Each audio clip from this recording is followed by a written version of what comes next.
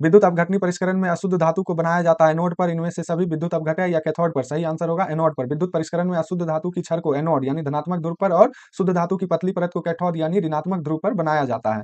अगला प्रश्न है, सल्फाइड अयस्कों का सांद्रण किस विधि द्वारा किया जाता है? गुरुत्वीय पृथक्करण या निस्थापन, चुंबकीय पृथक्करण या फेन उत्प्लावन विधि? सही आंसर होगा फेन उत्प्लावन विधि।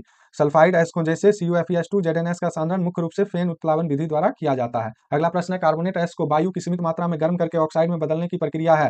निस्थापन, सांद्रण, प्रगलन या भर्जन? सही आंसर होगा निस्थापन। कार्बोनेट अयस्कों जैसे जिंक कार्बोनेट को वायु की सीमित उपस्थिति या अनुपस्थिति में गर्म करके ऑक्साइड में बदलना निस्थापन कहलाता है। सल्फाइड अयस्क को वायु की अधिकता में गर्म करके ऑक्साइड में बदलने की प्रक्रिया है जारन, निस्थापन, भर्जन, प्रगलन? सही आंसर होगा भर्जन। सल्फाइड अयस्क जैसे ZnS को वायु की उपस्थिति में तीव्रता से गर्म करके ऑक्साइड में बदलना भर्जन कहलाता है। आयनिक यौगिक सोडियम क्लोराइड का गलनांक है, सोडियम क्लोराइड का गलनांक सही आंसर होगा 1074 केल्विन। सोडियम क्लोराइड साधारण नमक एक आयनिक यौगिक है जिसका गलनांक बहुत उच्च लगभग 1074 केल्विन या 801 डिग्री सेल्सियस होता है। कौन सी अधातु में चमक पाई जाती है? फास्फोरस, ऑक्सीजन, आयोडीन या सल्फर?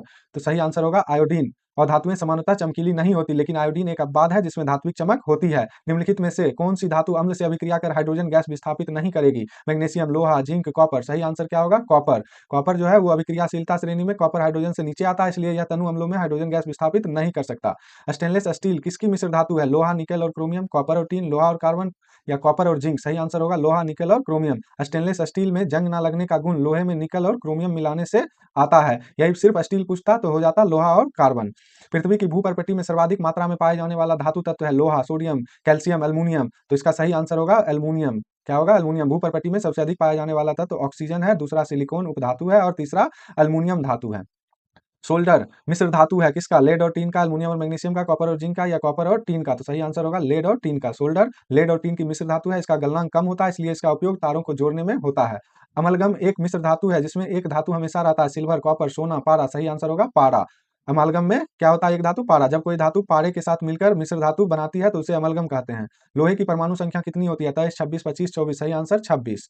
थर्माइट अभिक्रिया में किस धातु का उपयोग अपचायक के रूप में होता है? तो लोहा, जिंक, एल्यूमिनियम, कॉपर? अपचायक के रूप में किस धातु का उपयोग होता है? तो एल्यूमिनियम का। किसका होता है? एल्यूमिनियम। थर्माइट अभिक्रिया Fe2O3 + 2Al बनाता है 2Fe + Al2O3 और उष्मा निकलता है। एल्यूमिनियम आयरन ऑक्साइड का अपचयन करता है, इसका उपयोग रेल पटरियों को जोड़ने में होता है। निम्नलिखित में से कौन सा गुणधर्म सामान्यतः आयनिक यौगिकों द्वारा प्रदर्शित नहीं किया जा सकता? नहीं किया जा सकता आयनिक यौगिक द्वारा प्रदर्शित। ठोस अवस्था में विद्युत चालकता, जल में विलयता, उच्च गलनांक एवं क्वथनांक या गलित अवस्था में विद्युत? तो ये सब तो पाया जाएगा। ठोस अवस्था में विद्युत चालकता प्रदर्शित नहीं किया जाएगा। सही आंसर हो जाएगा ठोस अवस्था में विद्युत। आयनिक यौगिक ठोस अवस्था में विद्युत के कुचालक होते हैं क्योंकि आयन गति करने के लिए स्वतंत्र नहीं होते, वे केवल गलित यानी पिघली अवस्था या जलीय विलयन में ही सुचालक होते हैं। अगला प्रश्न है, निम्नलिखित में से कौन सी धातु भाप से अभिक्रिया करती है? सोना, चांदी, लोहा, पारा? सही आंसर हो जाएगा लोहा।